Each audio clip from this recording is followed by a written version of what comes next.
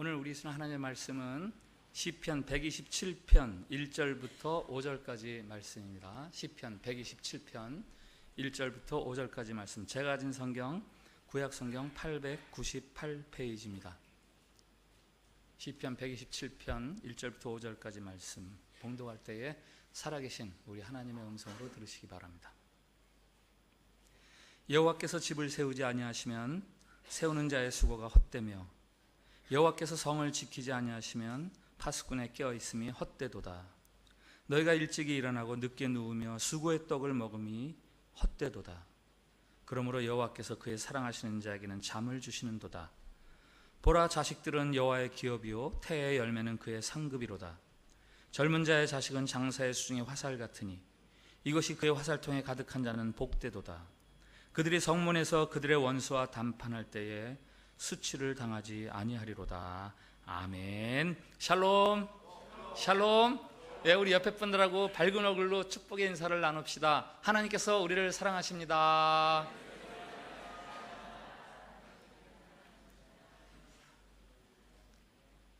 요즘은 활동이 좀 뜸합니다만은 한때 왕성하게 활동했던 탤런트 중에 정한용이라는 탤런트가 있습니다. 국회의원도 했던 것 같고요. 그 정한용 씨가 대학 시절에 죽었던 적이 있었습니다. 저와 제 친구들이 보는 앞에서 자동차 사고로 죽었습니다. 그리고는 몇 분 후에 일어나서 관중들의 박수를 받으면서 객석 앞에 나와서 꾹벅 절을 하더라고요. 제 대학교 1학년 때 신입생 환영 공연이라고 대학 연극반에서 연극했던 세일즈맨의 죽음에서 그가 주인공 윌리 역을 맡았는데 마지막에 죽더라고요. 얼마나 연기를 잘했는지 대학교 1학년 봄에 어리버리할 때 완전히 매료되었어요. 그 정한용 씨의 연기에. 세일즈맨의 죽음, 거기서 주인공 윌리는 자동차를 파는 세일즈맨이었습니다. 열심히 일하면 반드시 행복할 수 있다. 열심히 일하면 반드시 행복할 수 있다. 이 신념으로 36년 동안 열심히 일했어요. 그런데 나이가 들면서 환경이 바뀌면서 회사에서 이제 그에게 해고를 통보하죠. 집에 돌아오니까 이미 일하느라고 관계를 맺지 못한 두 아들은 멀어질 대로 멀어져서 가정이 불화합니다. 엉망이 되죠. 직장 해고와 가정 불화. 이 절망적인 상황 속에서 윌리가 마지막으로 생각해내는 해결책이 하나 있습니다. 생명보험금. 내가 저걸 타면 되겠다.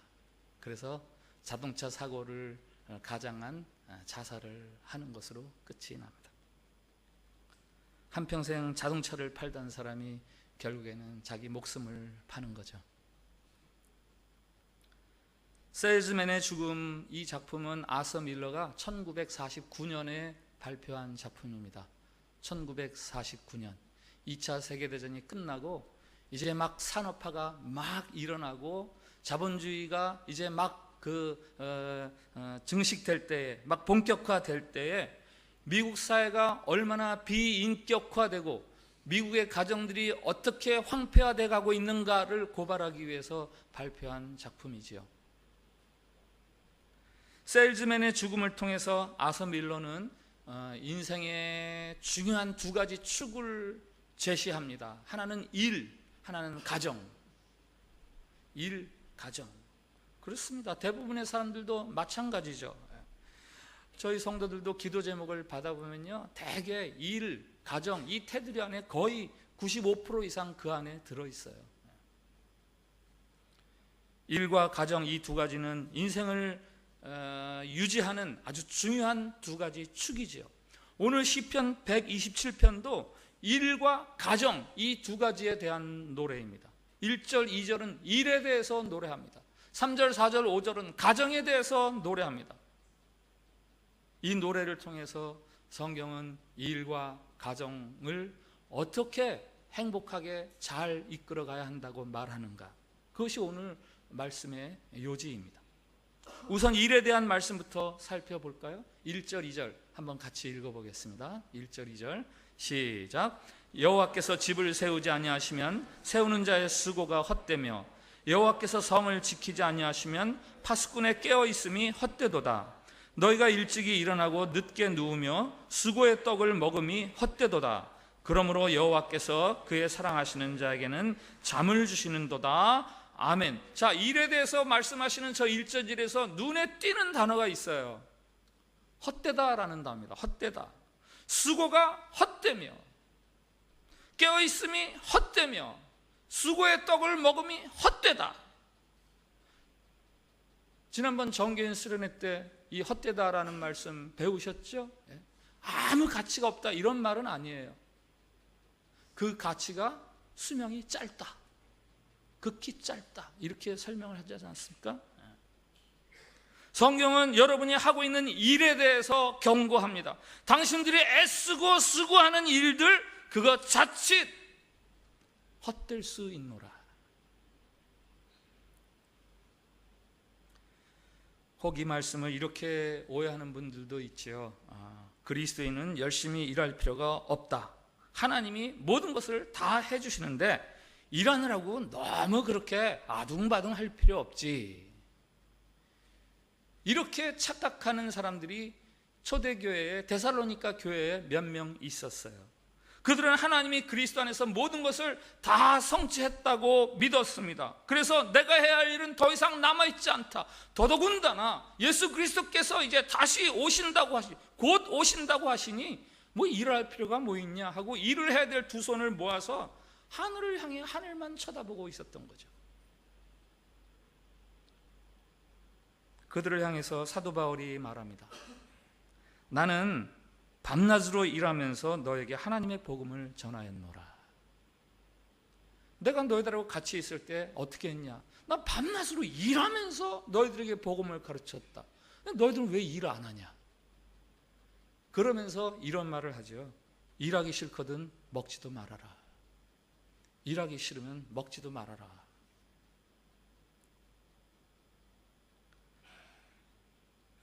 성경이 소개하는 일과 관련된 또 하나의 그릇된 모습이 있어요. 그것은 데살로니가 교인들의 모습과 정반대의 모습이죠. 어떻게 해서든지 내가 무슨 방법을 써서라도 일을 이루어야 된다. 내 일을 이루어야 된다. 일에 대해 집착하는 삶. 고대 세계에 최대 토목 사업이 있었습니다. 그러나 결국 수포로 돌아갔죠. 오히려 그 거대한 일로 인해서 오히려 혼란만 빚어졌습니다. 바벨탑 사건이죠. 창세기 내용을 아시죠? 사람들이 바벨탑 건설에 막대한 노동력을, 막대한 에너지를 쏟습니다. 그러나 결국 그 일은 허사로 돌아갔습니다. 오히려 혼란만 빚어졌습니다. 왜 그랬습니까? 일의 목적이 틀렸기 때문이에요. 우리가 우리의 이름을 내자. 그래서 일을 하는 거예요. 하늘에 닿게 하자. 그래서 일을 열심히 한 거예요. 그 결과 혼란만 초래하고 일이 허사로 돌아가서 엉망진창이 되었습니다. 시편 127편은 이 두 극단적인 잘못에 대해서 경계해 줍니다. 일 자체를 우상시하지 마십시오. 그렇다고 무시하지도 마십시오. 일 중독자가 되어야 한다는 것도 아닙니다. 그렇다고 해서 일하지 않고 밤낮 낚시만 하는 것도 권하지 않습니다. 다만 오늘 말씀이 강조하는 것이 있어요. 여호와께서 집을 세우지 아니하시면, 여호와께서 성을 지키지 아니하시면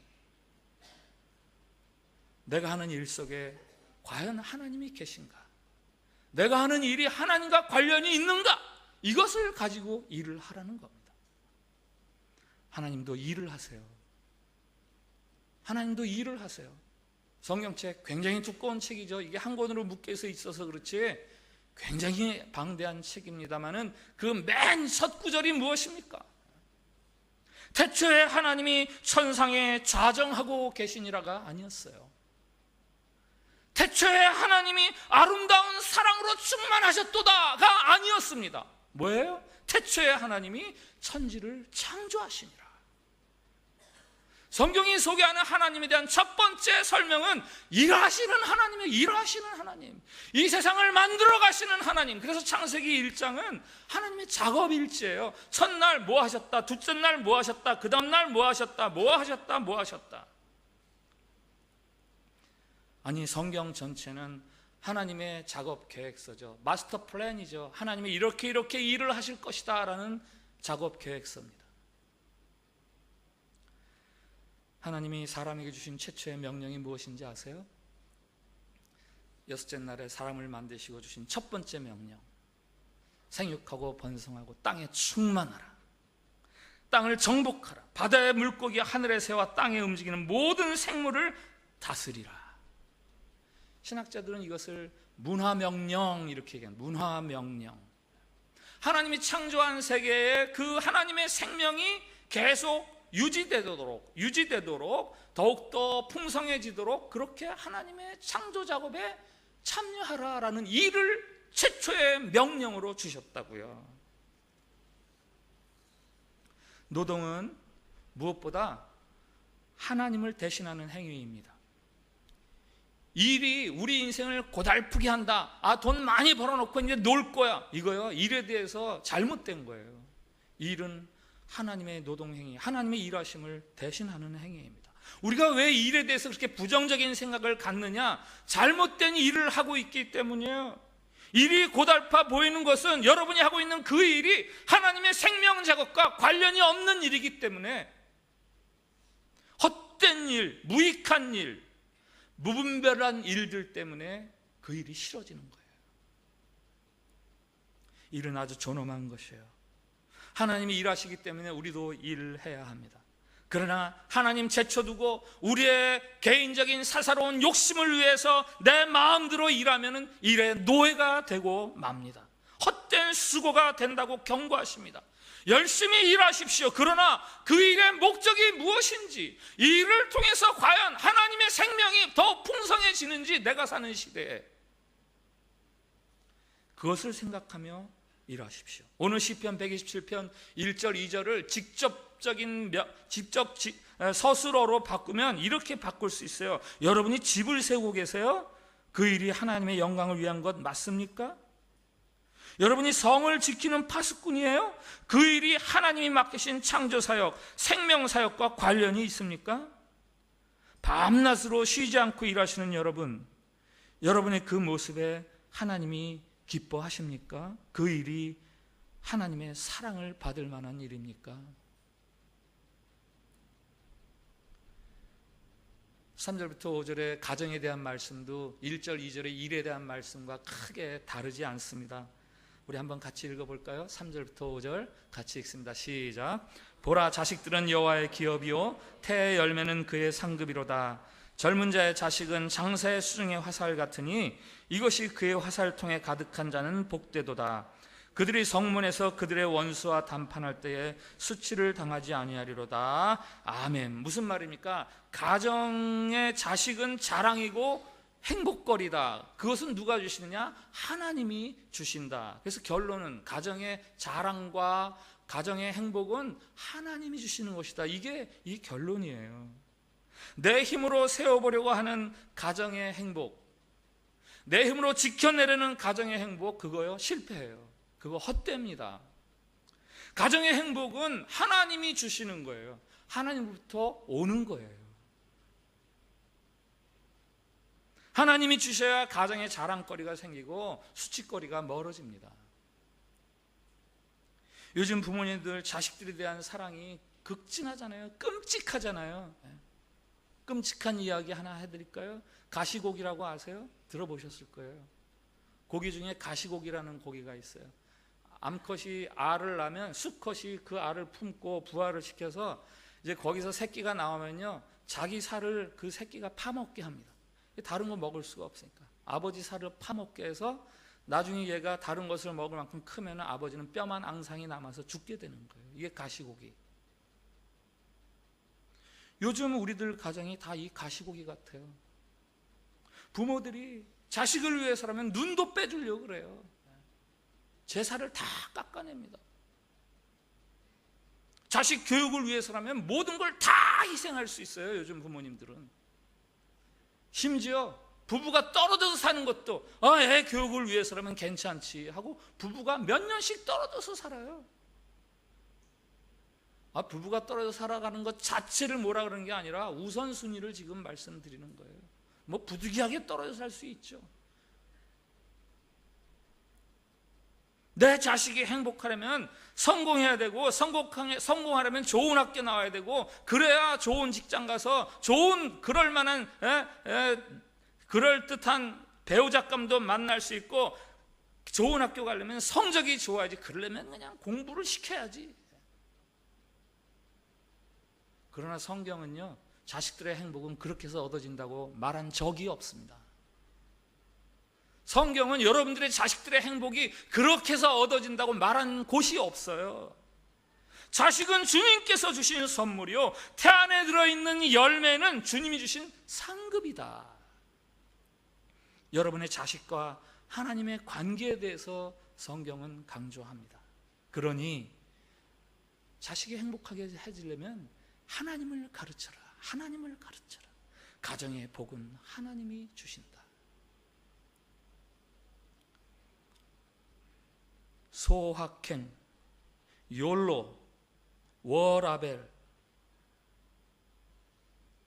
아시죠? 요즘 한참 새로 떠오르는 신조어들, 이게 다 자신의 행복을 추구하려는 이 사회를 대변하는 단어들이에요.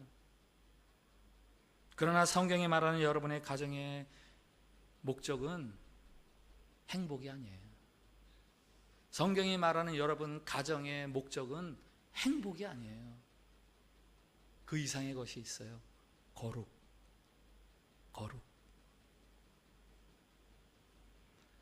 하나님이 우리 가정을 허락하신 목적에 걸맞게 가정을 거룩하게 지켜가면 행복은 하나님이 그냥 주신다. 그래서 가정은 온 가족이 거룩을 배우는, 거룩을 훈련하는 학교요, 훈련소예요. 거룩의 훈련소, 거룩의 학교. 유대인의 교육법에 대한 연구가 일찍이 많이 있었죠. 왜요? 유대인이 각 분야에서 너무 탁월하거든요. 그 연구 결과 무엇인지 아세요? 유대인들의 그 특별함은 가정에서 시작된다는 거예요. 가정교육. 유대인들에게 구약 성경 중에서 가장 좋아하는 성경 구절이 무엇입니까? 물으면은 90% 이상이 신명기 6장 말씀을 들어요. 신명기 6장 4절부터 6절 말씀 한번 같이 읽어보겠습니다.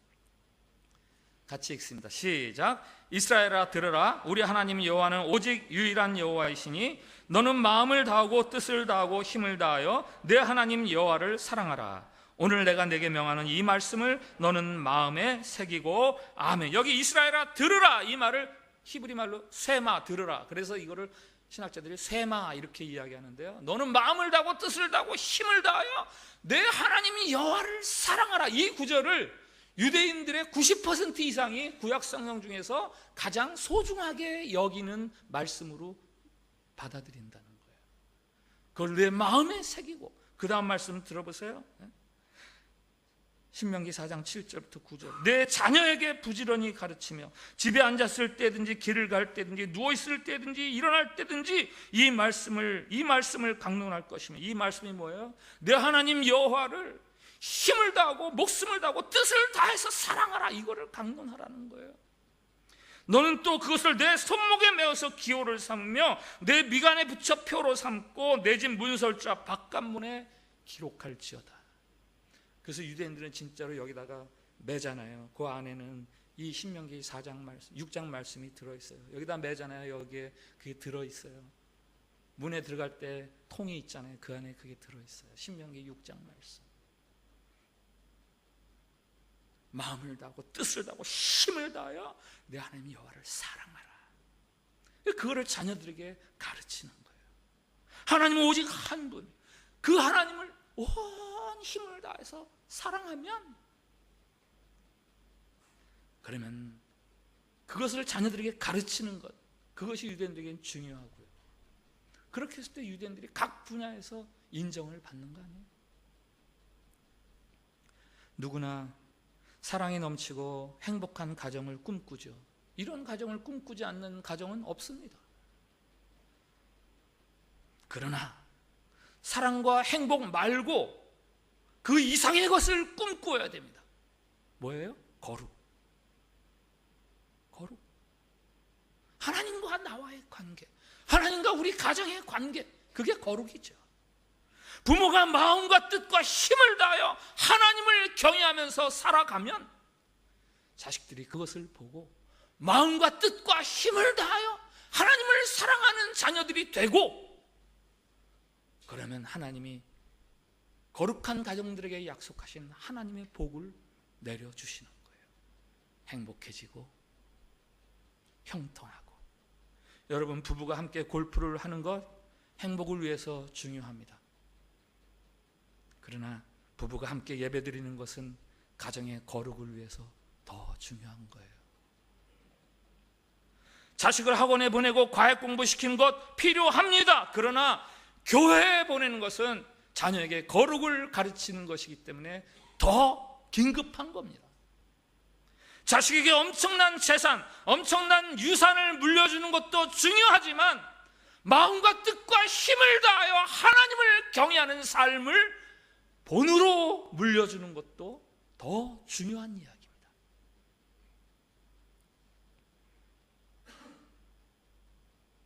맘마와 지지 이야기 아시죠? 자녀들에게 제일 먼저 해주는 말, 맘마 이거 먹어야 돼. 지지 그건 하지 말아야 돼. 요즘은 no 그러더라고요. no. 오늘 유아 세례 받은 우리 외손녀요, no 그러면 울어요. 하지 말게 했다고. 하고 싶은데 왜 못하게 하냐고. 돌도 안 됐는데 벌써 지지를 가르치고 맘마를 가르치고.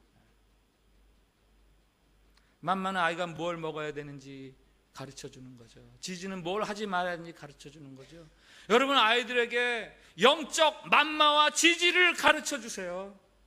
하나님 앞에서 무엇을 하면서 살아가야 하는지, 그리고 하나님이 보시는 삶 가운데서 내가 무엇을 하지 말아야 하는지 그것들을 가르쳐 주세요. 여러분의 자녀들이 단순히 머리가 지식으로 빽빽한 백과사전이 되게 하지 마십시오. 아주 기술에 뛰어난 엔지니어, 만능 기술자가 되게 하지 마세요. 그거요, 이제 로봇가 다 대신할 거예요.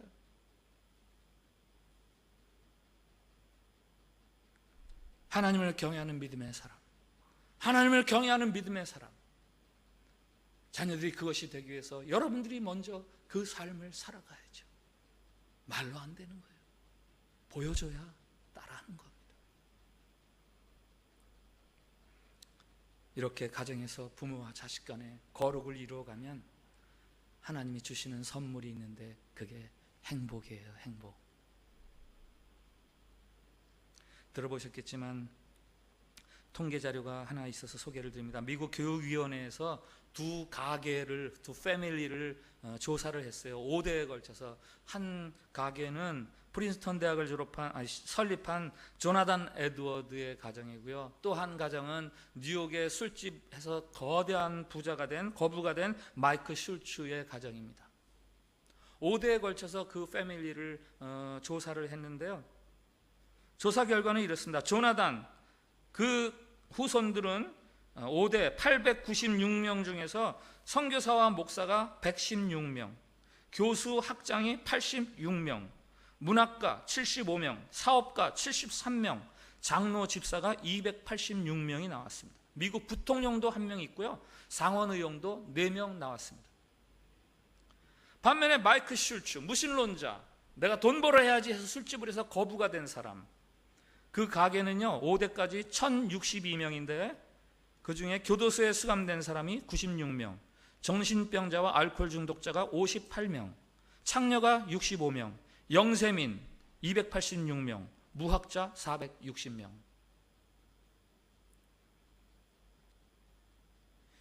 일과 가정, 이 두 축은 여러분들의 행복을 위해서 굉장히 중요하죠.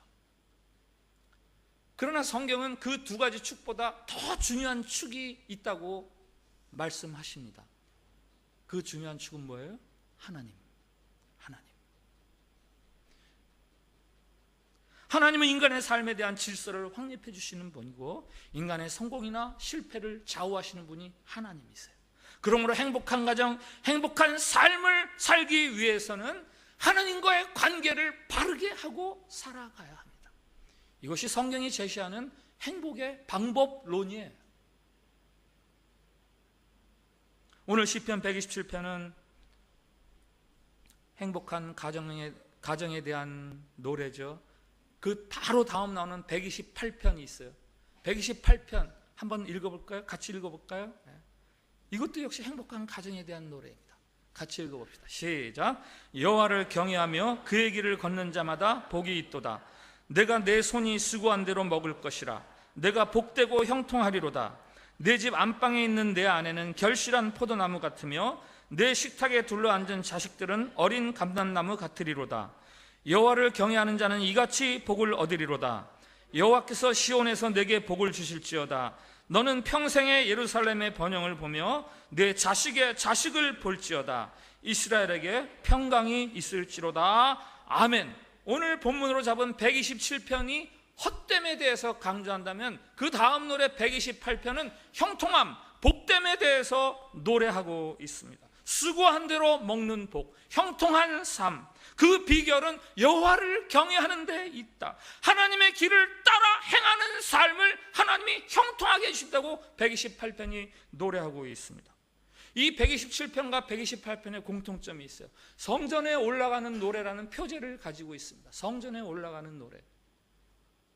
6월절, 77절, 초막절이 되면 이스라엘 사람들은 예루살렘에 있는 성전에 예배하러 순례의 길을 떠납니다. 그러면서 부르는 노래들인데 그 중에 하나가, 두 개가 127편, 128편. 가정의 행복에 대한. 순례의 길을 떠나니까 뭐 한 주일 지날 수 있죠. 두 주일 지날 수 있죠. 한 달이 지날 수 있죠. 그들이 생각나는 게 있어요. 그리워지는 게 있어요. 고향집에 두고 온 내 아이들, 내 아내, 우리 가정. 가정이 그립다. 아이들이 보고 싶다. 그래서 저 노래 부르는 거예요. 내가 순례의 길을 마치고 아이들에게로 돌아가면, 내가 가정으로 다시 돌아가면 우리 아이들에게 하나님을 잘 경외하도록 가르쳐서 그 아이들이 복된 삶을 살게 해야지. 그 아이들이 헛된 삶을 살지 않도록 내가 아이들에게 하나님을 가르쳐야지. 그러면서 순례자들이 이 노래를 부르며 가정을 그리워하는 거죠.